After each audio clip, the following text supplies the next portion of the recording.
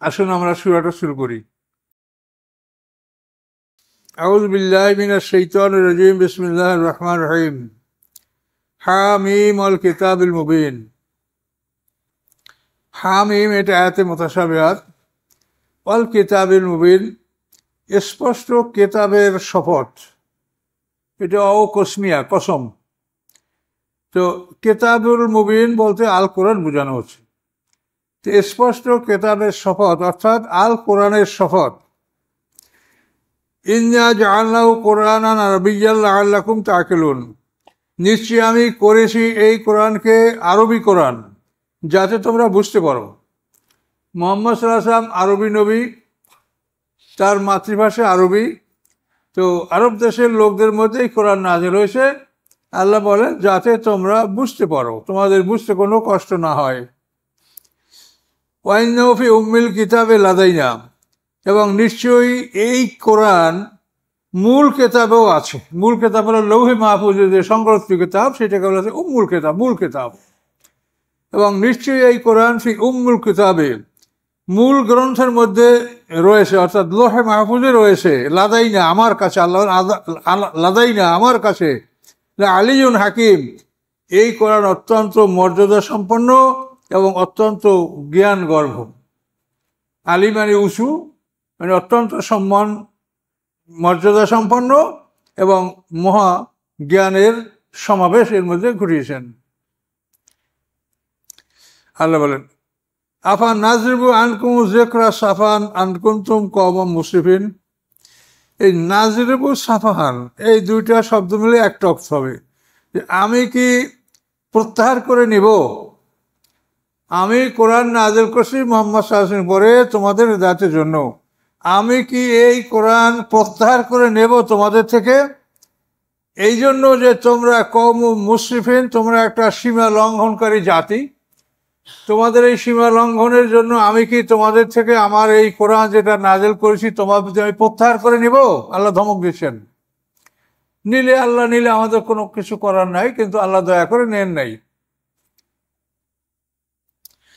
ওয়াকাম আরসালনা মিন নাবিয়্যিন feel আউয়ালিন।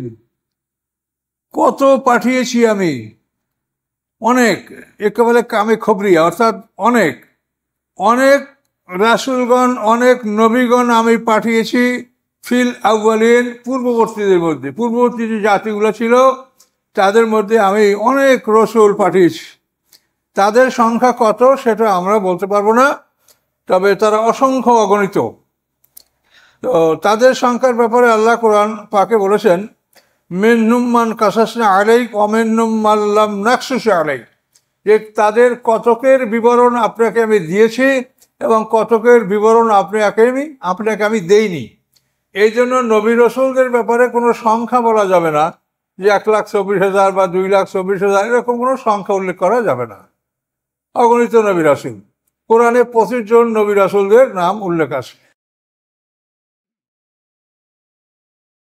এখন আল্লাহ বলেন পূর্বের বহু জাতির প্রতি আমি নবী রাসূল প্রেরণ করেছি, কিন্তু অবস্থাটা কি হয়েছে। ওমা ইয়াতিহিম মিন নাবিয়্যিন ইল্লা কানু বিহি ইস্তাহজিউন। আসে নাই তাদের কাছে কোনো নবী ইহা ব্যতীত যে তারা তার সাথে উপহাস করতেছিল, ঠাট্টা করতেছিল, তাকে জাদুকর, কবি, গণক, পাগল এই ধরনের কথা বলে তাকে কষ্ট দিচ্ছিল। ফাআহলাকনা আশাদ্দা মিনহুম বাতশা। আমি ধ্বংস করেছি আসাদ্দা মিনহুম বাদশা, এদের চাইতে কঠিন শক্তিশালীদেরকে। আসাদ্দা মানে অনেক কঠিন, অনেক শক্ত। আল্লাহ বলেন আমি ধ্বংস করেছি তাদের চাইতেও অনেক শক্তিশালী জাতিকে। মাজা মাথারুল আউয়ালিন, এবং অতীত হয়েছে দৃষ্টান্ত পূর্ববর্তীদের। পূর্ববর্তীদের দৃষ্টান্তগুলি আল্লাহ তাআলা কোরআন পাকে বিভিন্ন জায়গায় আল্লাহ বর্ণনা করেছেন। সর্বপ্রথম ধ্বংস নূহ আলাইহিস সালামের জাতির, এর আগে কোনো জাতিকে ধ্বংস করা হয়নি। আদম আলাইহিস সালাম থেকে দশম পুরুষের পয়গম্বর হচ্ছেন নূহ আলাইহিস সালাম। নূহ আলাইহিস সালামের পিতার নাম লামাক, তার পিতার নাম মুতাওয়াশা, তার পিতার নাম আখনু, তার পিতার নাম ইয়ারিদ, তার পিতার নাম মাহারাবিল, তার পিতার নাম কাবেম, তার পিতার নাম বানেশ, তার পিতার নাম শীষ। এই শীষ আলাইহিস সালামের পিতা আদম আলাইহিস সালাম। এই আদম আলাইহিস সালামের দশম পুরুষের পয়গম্বর নূহ আলাইহিস সালাম, এই নূহ আলাইহিস সালামের পিতা লামাক এবং তার মা ছিলেন শামখা বিনতে আনুস, পিতামাতা উভয় মুসলমান ছিলেন নূহ আলাইহিস সালামের। এবং নূহ আলাইহিস সালাম হলেন আরবে আবির্ভূত সমস্ত পয়গম্বরদের শেষ পয়গম্বর। অর্থাৎ আদম আলাইহিস সালাম থেকে নূহ আলাইহিস সালাম পর্যন্ত সমস্ত পয়গম্বর আরব ভূমিতে এসেছেন। এরপরে নূহ আলাইহিস সালামের প্লাবনের পরে নূহ আলাইহিস সালামের নৌকাটা ইরাকের জুদি অঞ্চলে চলে গেল এবং ওইখানে তারা বসবাস শুরু করলেন এবং ওইখানে দীর্ঘকাল মানুষের বসবাস। এবং ইব্রাহিম আলাইহিস সালাম শেষ পর্যন্ত ওই ইরাকের বেবিলনে তিনি জন্মগ্রহণ করলেন। এই ইরাকের বেবিলন থেকে পরবর্তীতে ইব্রাহিম আলাইহিস সালাম সিরিয়া হিজরত করলেন এবং সিরিয়া হিজরত করে সিরিয়ার হেবরান শহরে আল খলিল নামক জায়গায় তিনি বসবাস করতেন। এবং ওইখান থেকে এই সিরিয়া অঞ্চলটা বাইতুল মুকাদ্দাস অঞ্চলটা এইটি আবার নবী রাসূলদের একটা আবাস অঞ্চল হলো। এবং এই হতে হতে নূহ আলাইহিস সালাম থেকে ইব্রাহিম আলাইহিস সালাম বা নূহ আলাইহিস সালাম থেকে ইব্রাহিম আলাইহিস সালাম পর্যন্ত এই যে সময়টা, এই সময়টা কাবা অঞ্চলটা ছিল বিরান। এই অঞ্চলে কোনো জনবসতি ছিল না। প্লাবনে কাবাঘর বিধ্বস্ত হয়েছে। হিজর আসওয়াদকে আল্লাহর হুকুমে ফেরেশতারা আবু কুবাইস পাহাড় হেফাজত করে রেখেছিলেন। তো এইভাবে ইব্রাহিম আলাইহিস সালাম তার শিশুপুত্র ইসমাঈল আলাইহিস সালামকে এবং মা হাজরাকে নির্বাসন দেওয়ার ফলে তাদের উসিলায় ওইখানে আবার ধীরে ধীরে জনবসতি সৃষ্টি হয়। কিন্তু ঘটনাগুলো যখন দেখে না, যখন আমাদের তো অজানা, তখন মনে হয় যে খুবই মর্মান্তিক, খুবই একটা ভয়ঙ্কর। কিন্তু দেখা যাচ্ছে যে কিভাবে আল্লাহ তাআলা এটার এমন একটা সুন্দর অবস্থা সৃষ্টি করে দিয়েছেন, এটা আমাদের ধারণা আমরা করতে পারি না, আমার ধারণার বাইরে। তো আল্লাহ তাআলা এগুলো বলছেন যে আমি এদের চাইতে শক্তিশালী যারা ছিল তাদেরকে আমি ধ্বংস করেছি। অলায়ন সালতামান খালাকাস সামাওয়াতি ওয়াল আরদা, যদি আপনি তাদেরকে প্রশ্ন করেন আকাশ পৃথিবী কে সৃষ্টি করেছে, লা ইয়াকুলুন্না খালাকাহুন্নাল আজিজুল আলিম, অবশ্যই তারা বলবে যে এগুলিকে সৃষ্টি করেছে অপ্রতিরোধ্য ক্ষমতার মালিক মহাজ্ঞানী আল্লাহ তাআলা। ওরা কখনোই বলবে না যে আকাশ পৃথিবী আমাদের এই লাত ওজ্জা মানাত ওল হবল দেবতা এরা সৃষ্টি করছে, এরকম কথা কোনোদিন ওরা বলে নাই। এবং পৃথিবীতে যারা খোদাই দাবি করছে, নিজেকে মনে করছে যে আমি রব, এরকম নমরুদ ফিরআউন, তারাও কিন্তু বলে নাই যে আকাশ পৃথিবী আমি সৃষ্টি করেছি। তারা বলছে আমাকে তোমরা রব মানো। এই পর্যন্ত তাদের রুবুবিয়তের দাবি ছিল। তাহলে এখন আল্লাহ বলেন যে তোমরা যখন জানো যে আকাশ পৃথিবী সৃষ্টি করছেন আল্লাহ, তাহলে তোমরা তার ইবাদত কেন করছো না? তার ইবাদত না করে তার সৃষ্টি করা একটা সূর্যের সামনে মাথাটা নত করো। তোমাদের তো জ্ঞান থাকা উচিত। তোমরাই বলছো এগুলো সৃষ্টি করছে কে? আল্লাহ। তো যদি আল্লাহ সৃষ্টি করে থাকে, সেই আল্লাহ সৃষ্টি করা চন্দ্র সূর্যকে তোমরা শ্রদ্ধা করো, তারকাকে শ্রদ্ধা করো, তারকা পূজা করো। অন্নাহু আর রব্বুস সেরা, সেরা তারকাটা আরবের এক শ্রেণীর লোকেরা পূজা করত। সেরা, এই সেরা যে পূজা করতো প্রথম, তার নাম হলো আবু কাবসা। এই সেরা তারকাটা উত্তর থেকে দক্ষিণ দিকে চলাচল করে। সমস্ত তারকারা পূর্ব থেকে পশ্চিমে চলাচল করে, কিন্তু সেরা তারকা এই একটা তারকা উত্তর থেকে দক্ষিণ দিকে চলাচল করে। এবং এই তারকারা পূজা করতো আরবের যে মোশেক, তার নাম ছিল আবু কাবসা। তো অন্য আরবরা এটা পুজো করতো না। এই জন্য ওরা মুহাম্মদ সাল্লাল্লাহু আলাইহি ওয়াসাল্লামকে মাঝে মাঝে বলতো যে আবু কাবসার ছেলে। মানে আবু কাবসা যেরকম আমাদেরকে বাদ দিয়ে ও নিজে একটা আবিষ্কার করে সেটা ইবাদত করে, মুহাম্মদ সাল্লাল্লাহু আলাইহি ওয়াসাল্লাম আমাদের ধর্ম বাপদাদা ধর্ম ত্যাগ করে নিজে নতুন একটা ধর্ম পালন করছে। এই জন্য ওরা মুহাম্মদ সাল্লাল্লাহু আলাইহি ওয়াসাল্লামকে আবু কাবসার পুত্র বলে কখনো তারা আখ্যায়িত করত। আল্লাহর আরো বৈশিষ্ট্য বর্ণনা করা হচ্ছে, আল্লাহ যে জাআলা লাকুমুল আরদা মাহদা, তিনি করেছেন তোমাদের জন্য পৃথিবীকে বিছনা। পৃথিবীটা একটা আসল বিছনা। এখানে কত প্রাণী, এমনকি কত মানুষও এখানে খুব আরাম করে শুয়ে থাকে। পৃথিবী একটা বিশ্রামেরই জায়গা। গরমের দিনে আপনারাও ধনী সম্প্রদায় অনেক সময় গাছের নিচে একটা মাটির উপরে শুয়ে থাকতে খুব আরাম বোধ করে। পৃথিবী খুব আরামের জায়গা, আল্লাহর বিছনা। ও জাআলা লাকুম ফিহা সুবুলা, এবং করেছেন তোমাদের জন্য ওই পৃথিবীর মধ্যে রাস্তাসমূহ। চলার জন্য যে রাস্তাগুলি, এগুলি আল্লাহর তৈরি করা, আল্লাহর ইচ্ছা, আল্লাহর হুকুমে এগুলি তৈরি হয়। লাআল্লাকুম তাহতাদুন, যাতে তোমরা পথ চলাচল করতে পারো। এভাবে আল্লাহ তাআলা পৃথিবীর মধ্যে পথ সৃষ্টি করছেন, এবং বিশেষ করে পাহাড়গুলি অতিক্রম করার জন্য আল্লাহ তাআলা এই পাহাড়ের মধ্যে পথ সৃষ্টি করেছেন। ট্রাক বলা, ট্রাক, এগুলা মানে পাহাড়ের মধ্যে পথ, যাতে মানুষ এগুলো অতিক্রম করতে পারে।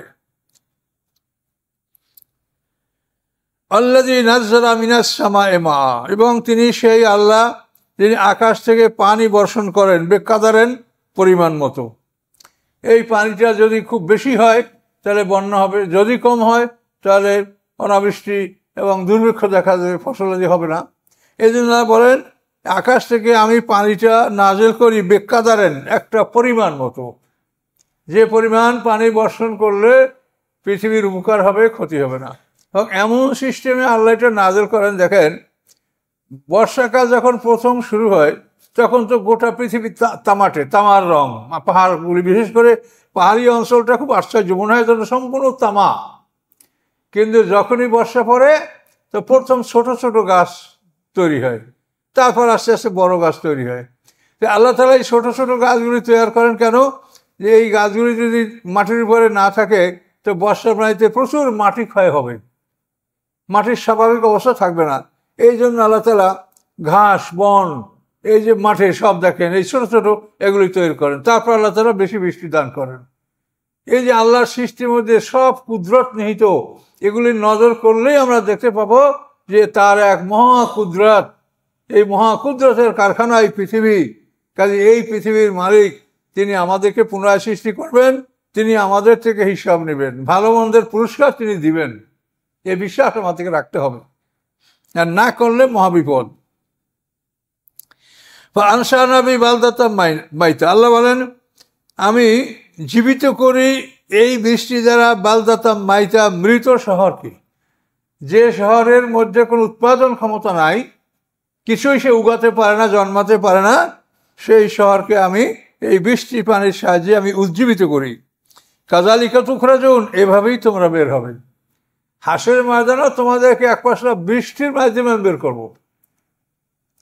প্রথম সিঙ্গার ফুৎ করে দেহ তৈরি হবে, তারপর তার মধ্যে শুধু রুহুটা ঢুকিয়ে আমাদেরকে ঘুম পড়াই রাখা হবে। আমরা দুই সিঙ্গার মাঝখানে 40 বছর ঘুমিয়ে থাকবো। এরপর দ্বিতীয় সিঙ্গার ফুৎ করে নফসগুলি ঢুকবে, ওই আগে যেখানে রুহুটা ঢুকছে ওই মানে দেহের যে কালেব, মানে দেহের যে খাঁচা, এই রক্ত মাংসের যে বডিটা, দেহটা, এর মধ্যে আগে তো রুহু ঢুকছে, এবার 3টা নফস ঢুকবে।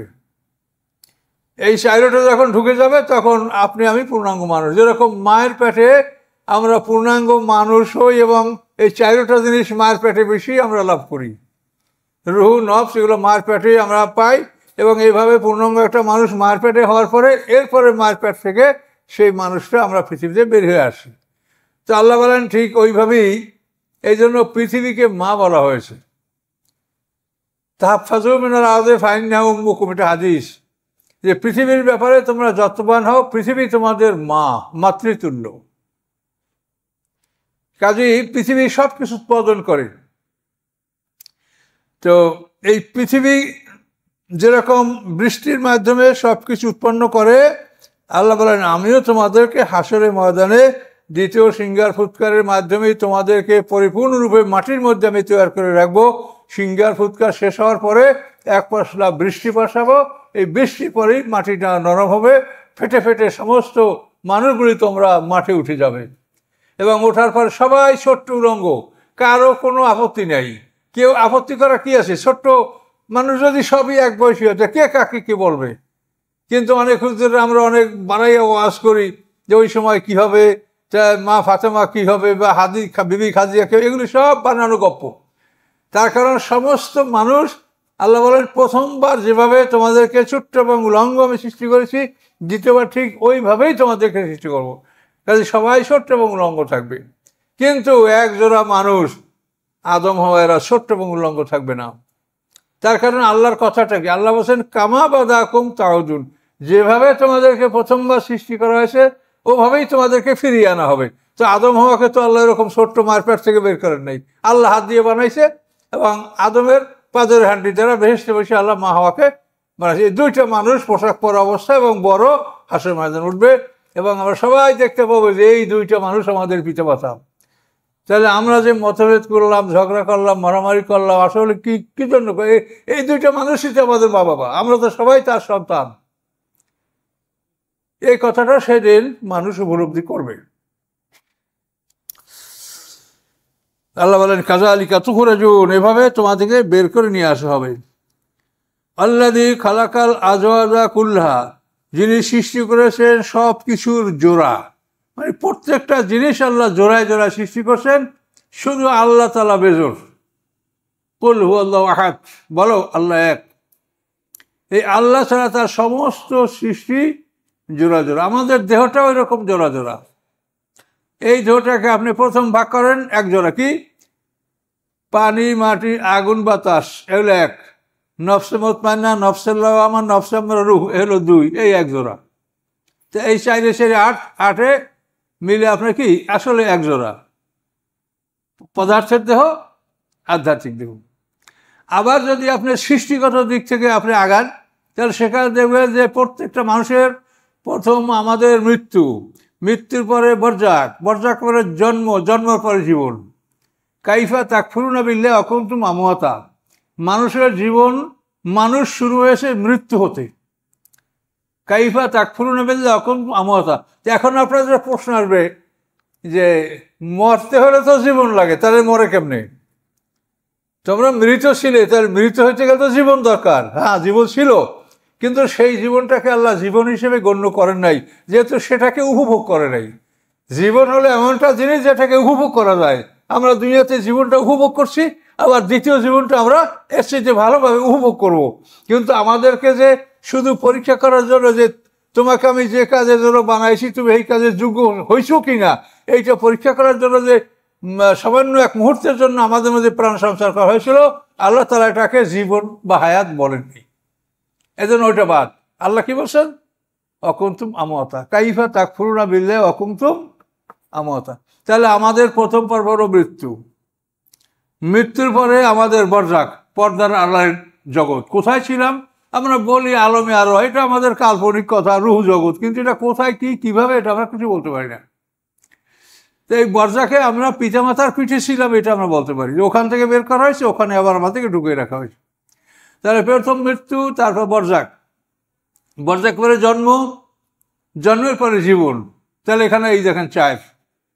আবার আমাদের সামনে এখন জীবন, এই জীবনের পরে মৃত্যু, মৃত্যুর পরে আবার বরজাক, পর্দার আড়ালে জগতে থাকবো।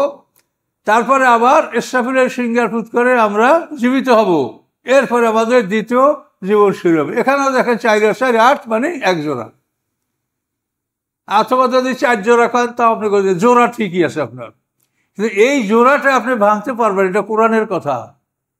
রব্বানা আমাত্তা নাসরাতাইনি ওয়াহিয়াইতা নাসরাতাইনি, মানুষ বিচারের পরে দুজকে যাওয়ার পরে আল্লাহর কাছে ফরিয়াদ করবে, হে প্রভু, হ্যাঁ, আমাত্তা নাসরাতাইনি, দুবার আপনি আমাকে মৃত অবস্থায় রেখেছেন, ওয়াহিয়াইতা নাসরাতাইনি, দুবার আপনি আমাকে জীবিত অবস্থায় রেখেছেন, ফাতারাফনা বিযুনুবিনা, আমরা আমাদের সমস্ত অপরাধ স্বীকার করলাম, ফাহাল ইলা খুরুজুম মিন সাবিল, বের হওয়ার কি কোনো রাস্তা আছে?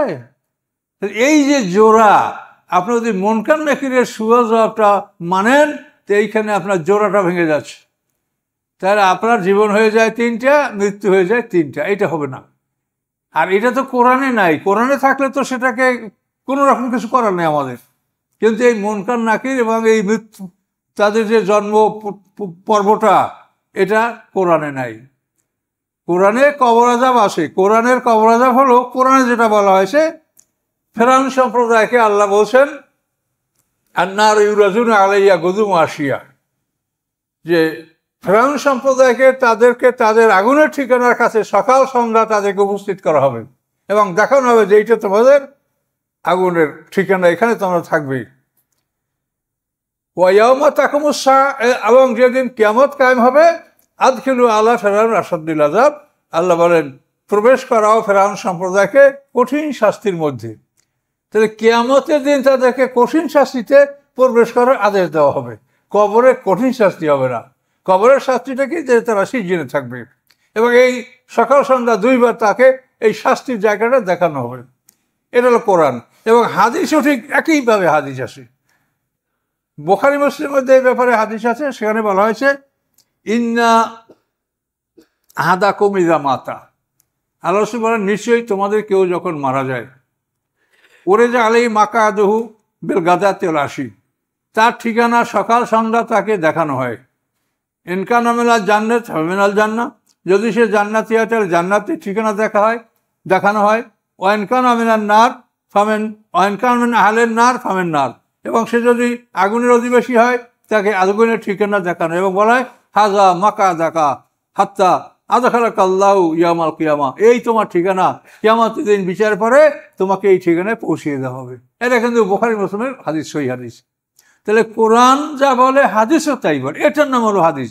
আর যে হাদিসে আপনি পাইছেন মানুষকে জিন্দা করা হবে, বসানো হবে, মাটিতে চাপ দেওয়া হবে, পাঁজরের হাড্ডি একদিক থেকে একদিক ঢুকে যাবে, এইরকম আঙ্গুল ঢুকিয়ে দেখান, এইটা হবে, পিটানের সরে লোহার মুদগার দিয়ে পিটিয়ে মাটির মধ্যে ঢুকেই ফেলানো হবে। তো এইটা যদি কবরই হয় তার বিচারের পরে কী হবে? কন এসে বড় শাস্তিটা কি আছে? এই জন্য আল্লাহ বলছে যে কঠিন শাস্তি হবে বিচারের পরে। সানু আযযিব মাররাতাই নেই, আল্লাহ বলেন আমি তাদেরকে দুবার শাস্তি দেব, সুম্মা ইউরাদ্দুনা ইলা আযাবিন আযীম, দুবারের পরে তৃতীয়বার আমি তাকে কঠিন শাস্তি দেব। এই দুইটা শাস্তি হলো, দুনিয়ায় তাদেরকে শাস্তি, তাদেরকে হত্যা করা হবে, তাদের উপরে বিচার প্রয়োগ করা হবে, এবং দ্বিতীয় হলো তারা মরার পরে সিজ্জিনে থাকবে। সানু আযযিব মাররা, এটা সূরা তওবার 101 নম্বর আয়াত। আল্লাহ বলেন আমি তাদেরকে দুবার শাস্তি দেব, সুম্মা ইউরাদ্দুনা ইলা আযাবিন আযীম, দুইবারের পরে তৃতীয়বার বিচারের পরে আমি তাদেরকে সবচেয়ে বড় শাস্তি দিব। এই বড় শাস্তিটা বিচারের পরে হবে। কিন্তু এই বিষয়টা বললে তো কিছু হবে না। আমরাও তো এই মাদ্রাসায় পড়েছি, এই কিতাব পড়েছি, আমরাও তো মনে করছি যে এটা ঠিক। এখন আলেমরাও সবাই মনে করে যে এটা ঠিক। এটার বিরুদ্ধে বা এটার বিপক্ষে বলতে গেলে তাদের মাথা গরম হয়ে যায়, কোনো রকম মানতেই পারছে না। কিন্তু এটা আমরা কেন বলছি? কোরআনকে আপনি ঠিক রাখেন, কোরআনকে নাড়াচাড়া করা যাবে? কাজে কোরআনকে যদি আপনি ঠিক না রাখেন তাহলে আপনার মহাবিপদ হবে। কাজে যে কথা কোরআনে নাই সেই কথা আপনি কার কথায় ভিত্তি করে, যেখানে মৃত্যু দুইটা জীবন দুইটা, আপনি এখানে তিনটা বানাবেন? আর এগুলোর বিভিন্ন প্রশ্ন আছে। আল্লাহ মানুষ জীবিত করবে, প্রথমবার যেভাবে সৃষ্টি করছে ওভাবেই। প্রথমবার আমরা মায়ের পেট থেকে ছোট্ট উলঙ্গ বের হয়েছি, প্রথমে ধর তৈরি হয়েছে, তারপর তার মধ্যে রুহু আসে 120 দিন পর। আবার দ্বিতীয় জীবনে আমরা মাটির মধ্যে আমাদেরকে প্রথম সিঙ্গারফুট করে আমাদের এই মাটির ধর তৈরি করা হবে, দ্বিতীয় সিঙ্গারফুট করে সমস্ত নফসগুলি আসবে, আমরা হাসরের ময়দানে এক পশলা বৃষ্টির মাধ্যমে আমরা ফুটে বের হবো। তাহলে আল্লাহর সৃষ্টি দুটো একইভাবে হলো, একইভাবে প্রথমবার যেভাবে সৃষ্টি করছেন দ্বিতীয়বার একইভাবে। কিন্তু মুনকার নাকি যদি জীবিত করে তাহলে সে কী অবস্থা জীবিত করবে? আমরা যেভাবে মরেছি সেই অবস্থা। তো এই অবস্থায় তো এই দেহে তো ইঞ্জিন ফিট হবে না। বডি যদি ভেঙে যায় তো সেখানে ইঞ্জিন লাগাইতে পারবেন আপনি? বাস, গাড়ি, ট্যাক্সি, লঞ্চ, স্টিমার যেটাই হোক, বডি নষ্ট হয়ে গেলে সেখানে ইঞ্জিন ফিট হয়? তা আমাদের তো বডি নষ্ট হয়ে গেছে, পরেই আমাদের থেকে ইঞ্জিন খুলে নেওয়া হয়েছে। তো এই নষ্ট বডিতে কবরের মধ্যে এই মানুষটাকে জীবিত করে এইটার সাথে ইঞ্জিন লাগানো যাবে? জ্ঞানকে ব্যবহার করে, আল্লাহ জ্ঞানের ব্যবহার করতে বলেছেন। কাজে এই হাদিসগুলি কোনোভাবেই যুক্তিতে টেকে না। কাজে এই জন্যতে আমাদের কোনো সমস্যা, আল্লাহ সব সত্য, বিচার হবে, হিসাব হবে, হাসন হবে, সবই ঠিক আছে। এই মন কান রেখে এইটা করতে গেলে আপনাদের কোরআনের সাথে সাংঘর্ষিক হয়ে যায়। আমরা যদি যে কথা আল্লাহ আমাদেরকে জ্ঞান দিয়েছেন বোঝার চেষ্টা করে না বলি, তাহলে আমরা আল্লাহর কাছে দায়ী থাকব। আপনারা কি মানবেন কি মানবেন না আপনার ব্যাপার, কিন্তু আমাদের বললাম সাক্ষী থাকেন আপনারা। এটা আমরা না বললে আল্লাহর কাছে আমরা দায়ী থাকবো, এই জন্য আমরা বলতে বাধ্য হচ্ছি। আল্লাযী খালাকাল আযওয়াজা কুল্লাহা, দেখেন যিনি সৃষ্টি করছেন জোড়া জোড়া সব কিছু।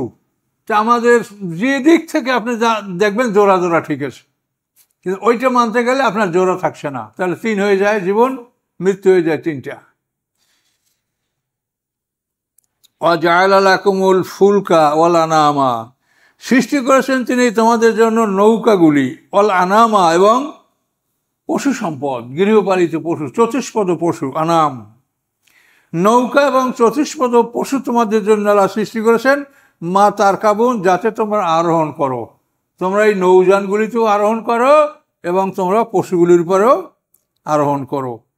লিতাস্তাবু আলা জুহুরি, যাতে তোমরা স্থির হও তাদের পিঠের উপরে, অর্থাৎ সওয়ার হও তোমরা তাদের পিঠের উপরে, সুম্মা তাজকুরু নেমাতা রব্বিকুম, অথবা তোমরা স্মরণ করবে রবের অনুগ্রহগুলি তোমাদের উপরে, এজাস্তাবাইতুম আলাইহি, যখন তার উপরে তোমরা সওয়ার হও, অতাকুলু, এবং তোমরা বলবে সুবহানাল্লাযী সাখখারা লানা হাযা, পবিত্রতা আল্লাহর যিনি অনুগত করে দিয়েছেন আমাদের জন্য এই পশুগুলি, এই নৌযানগুলি, ওমা কুন্না লাহু মুকরিনিন, আমরা ইচ্ছা করলে তাদেরকে বেঁধে রাখতে পারতাম না।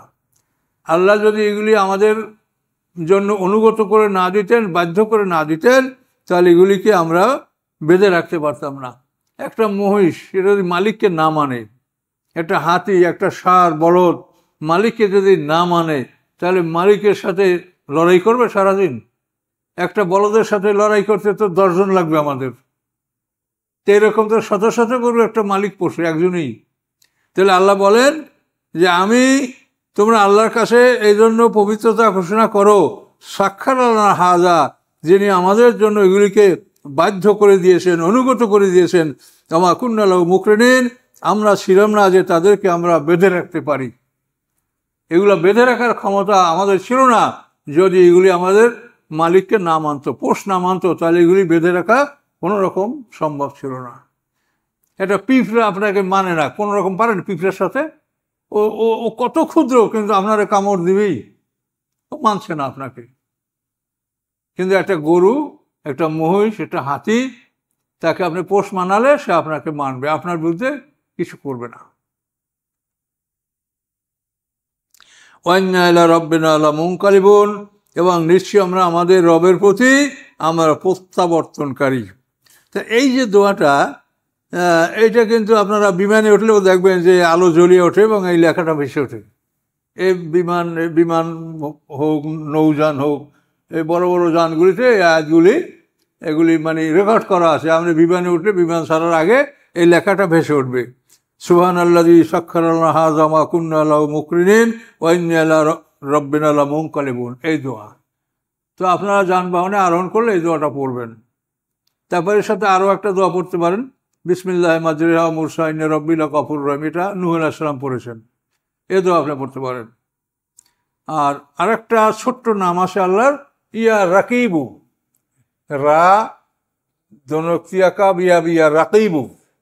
এ আপনি যদি কোনো যানবাহনে উঠে 100 বার ইয়া রাকিবু পড়েন, তা আপনার যানবাহন আল্লাহর রহমতে এটা সুরক্ষিত থাকবে। তো এই দোয়া আপনি যানবাহনের জন্য আপনি ব্যবহার করতে পারেন, ইয়া রাকিবু। আর এই দোয়াগুলি আল্লাহ কোরআনে যেটা আসে, এগুলি আমরা ব্যবহার করতে পারি। কোরআন হলো মানুষের সব কিছুর ফয়সালা দানকারী।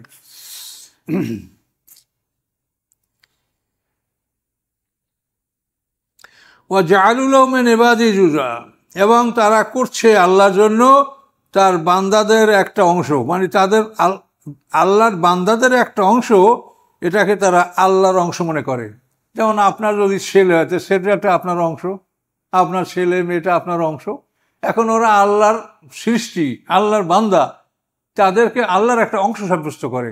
আল্লাহর সৃষ্টি ঈসা আলাইহিস সালাম, আল্লাহর সৃষ্টি উযাইর আলাইহিস সালাম, আল্লাহর সৃষ্টি ফেরেশতাগণ, ওরা বলে এরা আল্লাহর পুত্র, এরা আল্লাহর কন্যা। এভাবে আল্লাহর সৃষ্টিকে আল্লাহর একটা অংশ বলে ওরা দাবি করে। অত্যন্ত জুলুম এটা। ইন্নাল ইনসানা কাফুরুম মুবিন, নিশ্চয়ই মানুষ স্পষ্ট অকৃতজ্ঞ। এটা মানুষের জন্য এ ধরনের আচরণ করা ঠিক নয়, এবং এজন্য আল্লাহ তাআলা এত অসন্তুষ্ট হন। অন্য হাতে আসে যে মনে হয় যেন আকাশ ফেটে যাবে, পাহাড় চুরমার হয়ে পড়ে যাবে। তাখিরুল জিবালা হাদ্দা, পাহাড়গুলি যেন চুরমার হয়ে মাটিতে পড়ে যাবে, যে এত বড় অপরাধ আল্লাহর সাথে তারা এভাবে আল্লাহর অংশীদার সাব্যস্ত করছে। কিন্তু আল্লাহ মহা সহনশীল, তিনি বিচারের দিনই বিচার করবেন, তার আগ পর্যন্ত আমাদেরকে অবকাশ দিচ্ছেন।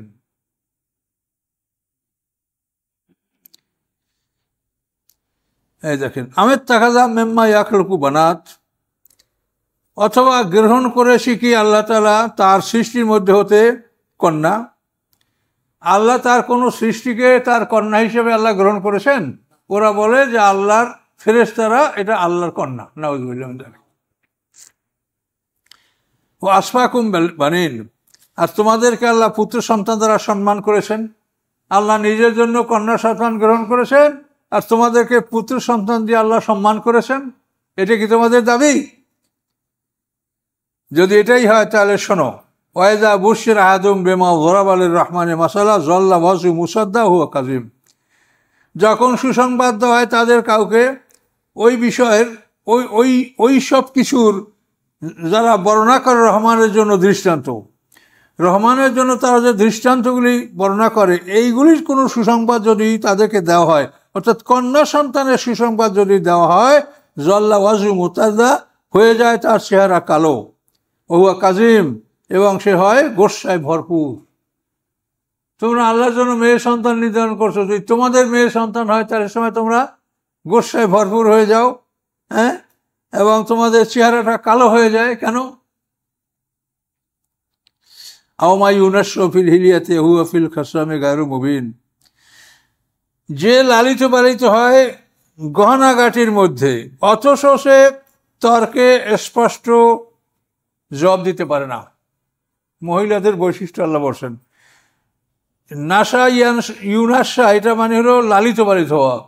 যারা লালিত পালিত হয়, হিলিয়া মানে গহনা, জেওর, যারা গহনাগাটির মাধ্যমে যারা লালিত পালিত হয়, গহনাগাটির সুসজ্জিত গহনাগাটি নিয়ে যারা লালিত পালিত হয়, অথচ সে তর্কে স্পষ্ট নয়, অর্থাৎ সে তর্ক বিতর্কে স্পষ্ট জবাব দিতে পারে না, পুরুষের সমকক্ষ সে জবাব দিতে সক্ষম না, কিন্তু সে লালিত পালিত হয় জিওর, গহনাগাটি, অর্নামেন্ট, এগুলি নিয়ে।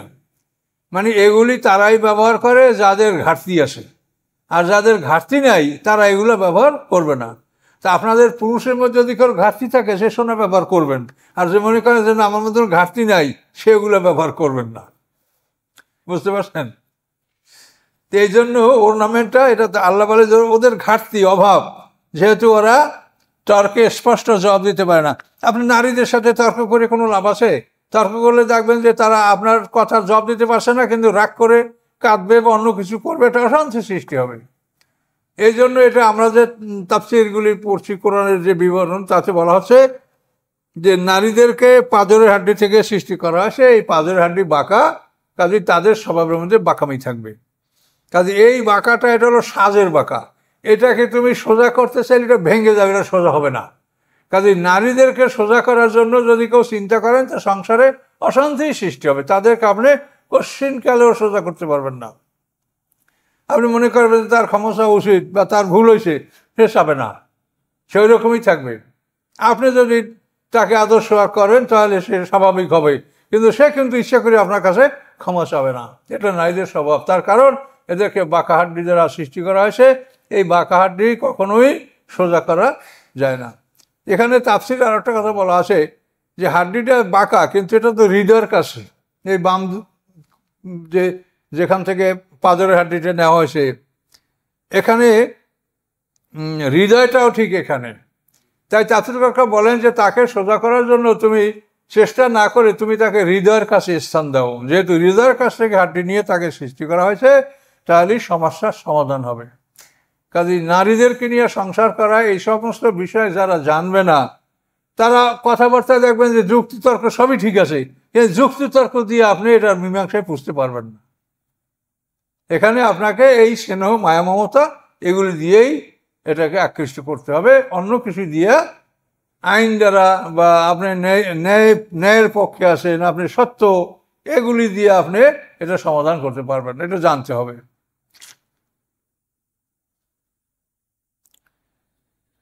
ওয়াজআলুল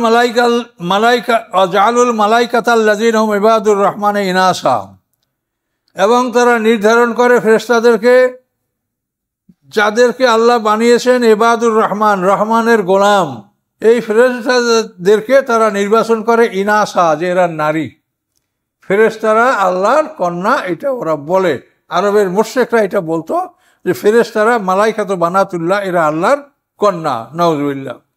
এখন আল্লাহ প্রশ্ন করছেন, আর শাহিদুল খালকাহুম, আমি যখন ফেরেশতা বানিয়েছি তখন ওরা দেখছে না কি যে আমি ফেরেশতা কি নারী না পুরুষ বানাইছি? দেখেন প্রশ্নটা, যে তোমরা ফেরেশতাদেরকে কন্যা বলো, নারী বলো, আল্লাহ বলেন আর শাহিদুল খালকাহুম, তারা কি ফেরেশতার সৃষ্টি দেখেছে? যে আমি যখন সৃষ্টি করছি তখন তারা উপস্থিত ছিল? আল্লাহ বলেন সাতুক্তাবু শাহাদাতুহুম, তাদের সাক্ষী লিখে নেওয়া হবে।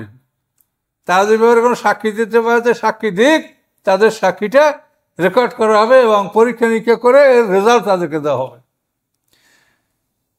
ওয়ুসালুন, এবং তাদেরকে জিজ্ঞাসাও করা হবে। অকল, এবং তারা বলে লাউসার রহমান আবাদনা হোম, এবং তারা বলে রহমান যদি ইচ্ছা করতেন তাহলে আমরা এই দেবদেবীর পূজা করতাম না। ওই যে আমি জুমায় যে আলোচনা করছি, তা আল্লাহ বলছেন যে আমি তোমাদের হেদায়েত চাই না। তাহলে হেদায়েত কিভাবে হবে? তোমরা যদি চাও আল্লাহ দিনা জাহাদু ফিনা লানাদিয়ান নাও সুবহানা, তোমরা যেটা চাও আমি সেটা তোমাদেরকে দিব, কিন্তু আমি নিজে তোমাদের জন্য হেদায়েত চাই না এবং তোমরা গোমরাহি করবে তাও আমি চাই না। আমি শুধু তোমাদের পথ দেখিয়ে আমি নীরবতা অবলম্বন করছি, কিন্তু তোমরা যেটার উপরে মেহনত করবে সেটা আমি তোমাদেরকে দিব। এটা বিরাট ব্যাপার। কিন্তু তো কোরআনে বিভিন্ন জায়গায় বিভিন্ন আয়াত আসে, কিন্তু যেখানে যে বিষয়টা বলা হয়েছে ওখান থেকে ওই বিষয়টাই বুঝবেন, ওটা অন্য বিষয়ের সাথে মিলিয়ে ফেললে কিন্তু জটিলতা সৃষ্টি হবে। বিভিন্ন জায়গায় বিভিন্ন জিনিস বুঝাবার জন্য আল্লাহ তাআলা এই ধরনের কথা বলেছেন। তারা বলে রহমান যদি ইচ্ছা করতেন তাহলে আমরা তাদের ইবাদত করতাম না। তাহলে আমরা কি পাথর না মূর্তি যে আল্লাহ যা ইচ্ছা করে তাই করি আমরা? নাউজুবিল্লাহ, তা না। আমাদের ইচ্ছায় আমরা যেটা চেষ্টা করি সেই চেষ্টা অনুযায়ী আল্লাহ তাআলা আমাদেরকে ক্ষমতা দান করেন। ভালো কাজও আল্লাহই করতে দেন, মন্দ কাজের ক্ষমতা আল্লাহই দান করেন। মালম বেদালিকা মিন ইলম, এ ব্যাপারে তাদের কোনো জ্ঞান নাই। ওই মুশরিকরা যেই কথা বলে এ ব্যাপারে তাদের কোনো জ্ঞান নাই। ইনহুম ইল্লা ইয়াখরুসুন, নয় তারা আর কিছু, বরং যে তারা বানিয়ে কথা বলে, অনুমান ভিত্তিক কথা বলে। এগুলি কোনো যুক্তির কথা বা দলিলের কথা নয়। আম আতাইনাহুম কিতাবাম মিন ক্বাবলি, আল্লাহ বলেন অথবা আমি কি তাদেরকে ইতিপূর্বে কোনো কিতাব দান করেছি, ফাহুম বিহি মুস্তামসিকুন, এবং তারা সেই কিতাবকে শক্ত করে ধারণ করে। এরকম কোনো কিতাব দিয়েছি নাকি আমি? প্রশ্ন না। বাল ক্বালু ইন্না ওয়াজাদনা, বরং তারা বলে যে কিতাব পাই নেই আমরা, বরং ইন্না ওয়াজাদনা আবানা, আমরা পেয়েছি আমাদের বাপদাদাকে আলা উম্মাতেন, একটা নিয়মের উপরে, ওয়া ইন্না আলা আসারিহিম মুহতাদুন, এবং আমরা তাদের পিছনে তাদের অনুকরণ করে যাচ্ছি। কোনো কিতাব আমাদের কাছে আসে না, আমরা শুধু বাপদাদাকে দেখছি এটা করে, আমরা তাই তাদের অনুকরণ করে যাচ্ছি। কাযালিকা মা আরসালনা মিন ক্বাবলিকা ফি ক্বরিয়াতিন মিন নাযিরিন ইল্লা ক্বালা মুতরাফুহা, আল্লাহ বলেন এভাবেই আপনার পূর্বে আমি পাঠাই নেই কোনো রাসূলকে কোনো জনপদে, কোনো নাজির, কোনো ভয় প্রদর্শনকারী পাঠাই নাই, বরং ওই জনপদের লোকেরা বলেছে ইল্লা ক্বালু মুতরাফুহা, মুতরাফুহা মানে তাদের মধ্যে যারা সচ্ছল জ্ঞানী ধনী, তারা বলেছে ইন্না ওয়াজাদনা আবানা, নিশ্চয়ই পেয়েছি আমরা আমাদের পিতামাতাকে বাপদাদাকে আলা উম্মাতেন, একটা মতবাদের উপরে, ওয়া ইন্না আলা আসারিহিম মুক্তাদুন, এবং আমরা তাদের পিছনে ইক্তেদা করছি।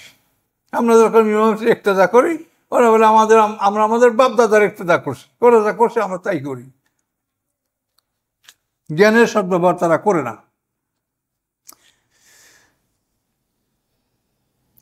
ক্বালা ওয়ালাউ জিতুম বিহাদা মিম্মা, পয়গম্বর বললেন আমি যদি তোমাদের কাছে নিয়ে এসে থাকি বিহাদা মিম্মা ওয়াজাদতুম আলাইহি আবাকুম, তোমাদের বাপদাদাকে তোমরা যার উপরে পেয়েছো, আমি তার সাথে যদি অধিক হেদায়েত, অধিক সৎপথ, অধিক ভালো রাস্তা তোমাদের জন্য নিয়ে এসে থাকি, তারপরেও কি তোমরা তোমাদের বাপদাদের অনুকরণ করবে? আমার কথা শুনবে না?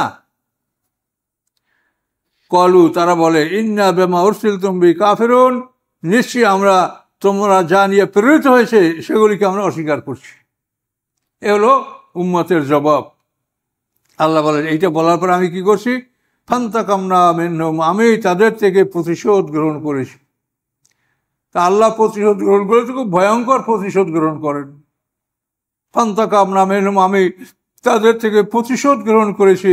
ফানজুর, দেখো, কাইফা কানা আকিবাতুল মুকাজ্জিবিন, কিরূপ হয়েছিল পরিণাম এই মিথ্যা সাব্যস্তকারীদের।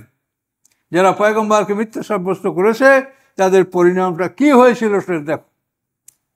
ফিরআউন বাহিনীর সেই যুগে, আজ থেকে হাজার হাজার বছর আগে, একসঙ্গে 10,60,000 মানুষ লোহিত সাগরে ডুবে মারা গেছে। এটা কীরকম মনে করেন? নমরুদের বিশাল বাহিনী, যে তার সৈন্যবাহিনী তার চেয়ে বলা আছে যে 12 বর্গমাইল জায়গা নিয়ে তার সৈন্যবাহিনী একত্রিত হলে এতখানি জায়গা লাগবে। নমরুদের সারা পৃথিবীর বাসা ছিল। এদেরকে আল্লাহ তাআলা কিভাবে ধ্বংস করে দিলেন। এভাবে নূহ আলাইহিস সালামের জাতি, ফেরাউন জাতি, নমরুদের জাতি, বকতানসরের জাতি, পৃথিবীতে আদ জাতি, সামুদ জাতি, তারপরে আইকাবাসী, লুত সম্প্রদায়, আল্লাহ তাআলা এই সব দৃষ্টান্ত কোরআনে বর্ণনা করেছেন যে আল্লাহর কালামকে মিথ্যা সাব্যস্ত করলে আমি তাদেরকে ধরেছি। কিন্তু উম্মতে মুহাম্মাদীকে আল্লাহ তাআলা সমূলে ধ্বংস করছেন না, এদের ধরাটা আল্লাহ দিবেন, কিয়ামতের দিন ধরবে। কিন্তু দুনিয়ায় আমাদেরকে মানে সাথে সাথে আল্লাহর শাস্তিটা আমাদেরকে দিচ্ছেন না। উম্মতে মুহাম্মাদের প্রতি এতটুকু দয়া আল্লাহ তাআলা করছেন যাতে করে আমরা যে সময় পাচ্ছি এর মধ্যে আমরা আল্লাহর পথে ফিরে আসতে পারি।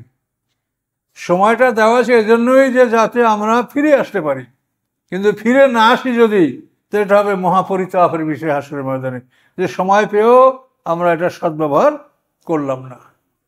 আস্তাগফিরুল্লাহ আল্লাযী লা ইলাহা ইল্লা হুয়াল হাইয়ুল কাইয়্যুম ওয়া আতুবু ইলাইহি লা হাওলা ওয়া লা কুওয়াতা ইল্লা বিল্লাহিল আলিয়্যিল আযীম। আল্লাহুম্মা সাল্লি আলা মুহাম্মাদ ওয়া আলা আলি মুহাম্মাদিন কামা সাল্লাইতা আলা ইব্রাহিম ওয়া আলা আলি ইব্রাহিম ইন্নাকা হামিদুম মাজিদ। আল্লাহুম্মা বারিক আলা মুহাম্মাদ ওয়া আলা আলি মুহাম্মাদিন কামা বারাকতা আলা ইব্রাহিম ওয়া আলা আলি ইব্রাহিম